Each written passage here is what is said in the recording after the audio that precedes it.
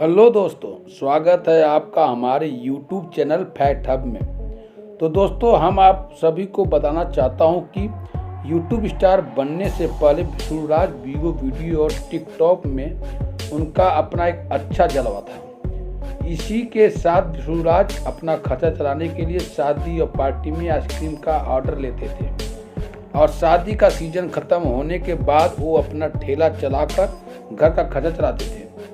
दिवाली के समय विशुराज लक्ष्मी जी की मूर्ति बनाने के काम भी करते थे। तो दोस्तों, आप लोग सोच रहे होंगे कि विशुराज की ज़िंदगी में इतना उतार चढ़ाव आया, लेकिन ये अपने मेहनत की बदौलत आज से अपने इस मुकाम को हासिल किया।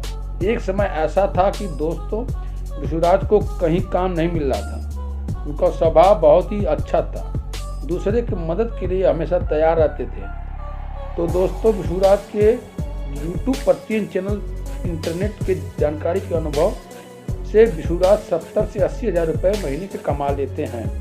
तो दोस्तों, वीडियो कैसी लगी कमेंट करके ज़रूर बताएं और चैनल को सब्सक्राइब जरूर करें। धन्यवाद।